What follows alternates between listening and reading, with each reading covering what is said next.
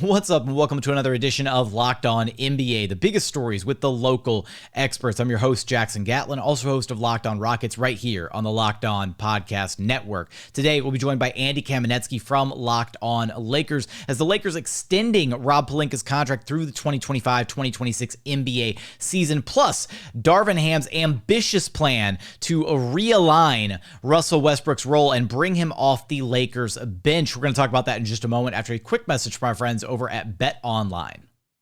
BetOnline.net is your number one source for all of your football betting info and odds this season. Find all your latest player developments, team matchups, news, podcasts, and in-depth articles and analysis on every single game that you can get your hands on. As always, BetOnline remains your continued source for all of your sports wagering information with live betting and up-to-the-minute scores for every single sport out there. They've got you covered for football. They've got you covered for basketball, which is right around the corner. MLB postseason, all the fighting odds, UFC, MMA, boxing, you name it, they've got you covered over at BetOnline. Right now, you can take a look at who the odds-on favorites are to win the NBA title this season. The Golden State Warriors leading the pack at plus 575. You got the Boston Celtics right behind them at plus 650. The Milwaukee Bucks at plus 700. Then rounding out the top five, you have the Brooklyn Nets and the LA Clippers both at plus 750 apiece. So for all of that and more odds, head over to betonline.net to learn more about the trends in action available to you. BetOnline, it's where the game starts. Joining us now is Andy Kamenetzky from Locked On Lakers. You can follow on Twitter at Cam Brothers. Now, Andy, let's start with some off-the-court stuff for the LA Lakers, actually, and that's the extension for Rob Pelinka, carrying him through the 2025-2026 season.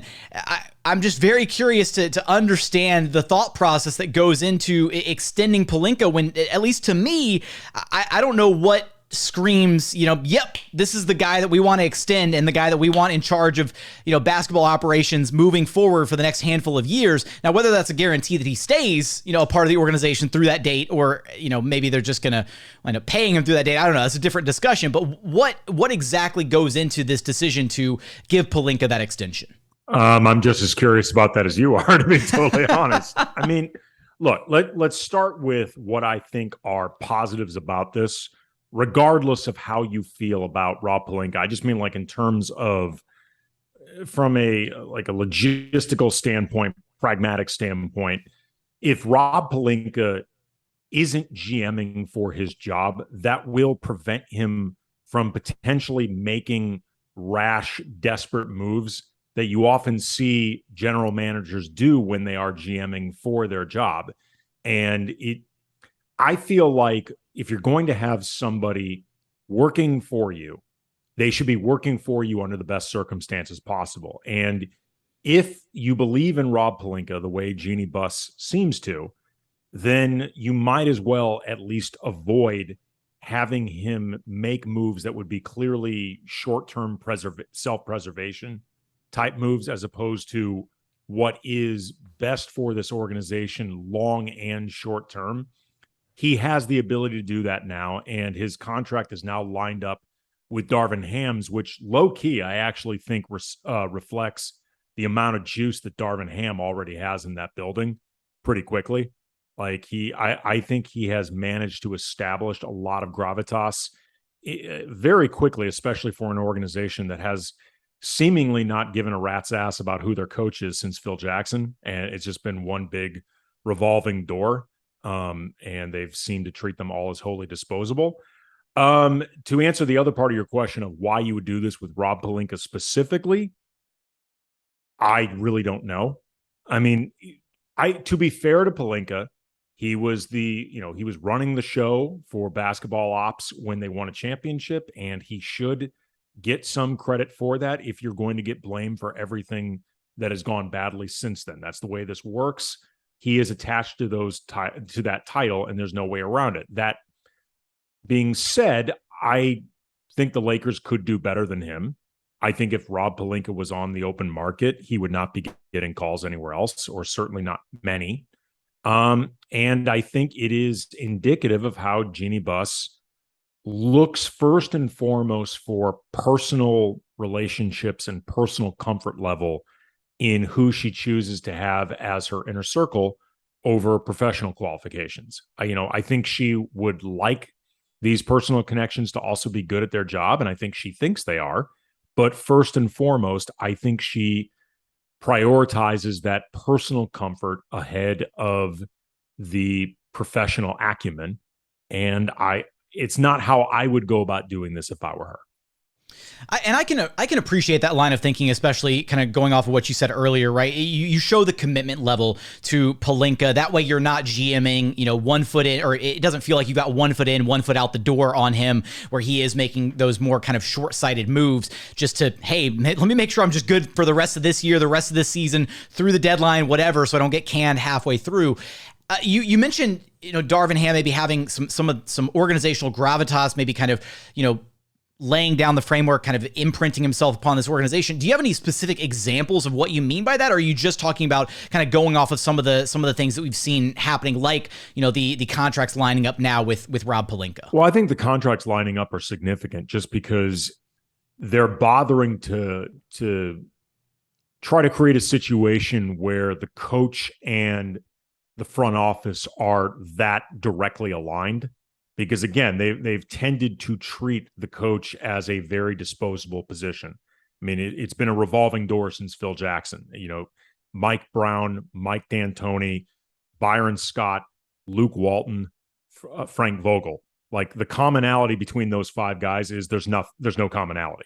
Like that's really the biggest thing linking them. And it's often felt like they've had no idea what they wanted in a coach, in part because I don't think they've cared that much about what they wanted in a coach, because they're such a star-driven organization. They've often felt like at the end of the day, stars are what lead to wins, and everything else can sort of be rearranged, like the furniture, so to speak. But I also think too, just Darvin has been, by all accounts and all appearances, emboldened and empowered to make the decisions that he wants to make. We've already seen, I'm sure we're going to talk about this, the move towards at least experimenting with Russell Westbrook playing off the bench. You read me like a book, Andy. Well, that you told me what we were going to talk about. But it's, it is sort of the obvious place to go. But, that is, to put it mildly, a delicate, small p political conundrum for Darvin Ham. And his relationship with the Lakers, however long it lasts, will outlast Russell Westbrook's relationship. So, he's been empowered that way. He's somebody who just he commands an audience. Like, Darvin Ham has a lot of presence. And, this goes beyond just, the time that I spent around him during the 2 seasons he was under Mike Brown and then Mike D'Antoni when he was an assistant with the Lakers. Just, he's had a reputation for a long time as somebody who had earned this type of opportunity, in part because people respond to him. And I think we've seen that a lot over just a very short amount of time he's been the head coach of the Lakers. Well, before we discuss Darvin Ham's monumental task of trying to get Russell Westbrook to buy into a new role, a realignment, if you will, using his word of choice, I'll give you a second here to maybe dispel the issue that is currently, that I think you dubbed huddlegate, which I think is absolutely hilarious because everybody chirping, getting the takes off, getting the tweets off. Russell Westbrook, he's not huddling up. Please do us a favor. You know, is this something worth looking into, or is it just clickbait headline grabbing content? Well, I will say, I think this looks good in retrospect. Brian and I on Locked On Lakers, my brother and I, we co-host the show together. When this happened, we both made a pretty big point of, let's see what more comes from this. Because in the moment, I actually thought he might have been talking to the refs and didn't want to come over because of that, because he had just had a foul called against him. So I thought that might have been the reason that he was staying away. It turned out he was actually talking with the coaches, along the bench. But either way, once you saw different angles, it was pretty clear what he was doing. Like, he was not, it didn't help that it was Patrick Beverley, of all people, trying to pull him into this huddle, because, that's just the story that writes itself, despite the fact that, according to Patrick Beverley, they've been besties since the Lakers traded for him. They've just been, like two peas in a pod. They've been Paul Rudd in that meme, like, who would have seen this? Not me. Like, there you go. According to Patrick Beverley and the explanation that he gave during his media introduction, or no, actually it was during media day, because I actually asked him about this.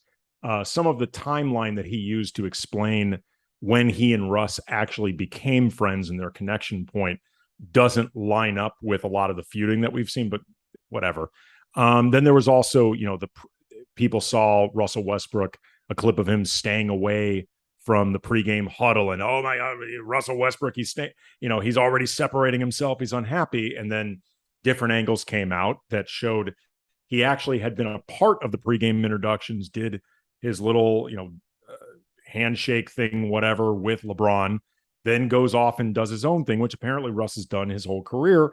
And Russ is OCD about his rituals. Like, this is what he does. I'm sure you noticed this in the time that he was with the Rockets. Like, Russ might be the most OCD guy in the league when it comes, his car has to be parked in the exact right place, the exact right angle at the facility before practice. Like, he's renowned for this. And he addressed this, think people are going to cut videos however they want. They're going to talk about whatever they want. I don't think it's a big deal in terms of what happened. I do think, though, it is really indicative of how he and this team are under a very powerful, omnipresent microscope. And it ain't going to be turned off anytime soon. Every little thing that this Lakers organization does between now and the deadline, and then it's only going to calm down at the deadline, because then all the speculation can at least be stopped. And even then, it's going to continue in a different capacity, because it's going to be like, all right, well, what are the playoff out? What's the playoff outlook actually look like now for this team, depending on where they're at that point in the season. But this new role, this realignment that Darvin Ham is trying to get out of Russell Westbrook, we got not even a full 5-minute look at it before Russ wound up leaving the game a little bit early due to, I believe it was some hamstring tightness. Correct me if I'm wrong there, Andy. Yeah. Hamstring discomfort. He's currently being listed as day-to-day. The expectation is that he's going to be available on Tuesday. They did an MRI. There's no structural damage. They were fairly confident in the moment that it wasn't that big of a deal. It just was, let's not take any chances. We're in our last preseason game. We've already had a couple injuries, so not going to push it. Definitely the smart play to, take things easy. You don't want to, run a star ragged on a even slightly beleaguered hamstring in a preseason game that ultimately doesn't matter. But the idea of bringing Russ off the bench, I mean, that is a monumental task to try and get one Russell Westbrook to buy into. At least right now, does it feel like something that could potentially have some positive impact on this Lakers team? Well, I mean, it's funny. It felt like a Band-Aid that got halfway ripped off, because, it was partially ripped off in the way that Darvin Ham went there. And it was something that had been reported, and then Darvin Ham acknowledged it's been discussed. And Darvin's gone back and forth between emphasizing that this is something that's on the table to downplaying it. I see Russell Westbrook as a starter.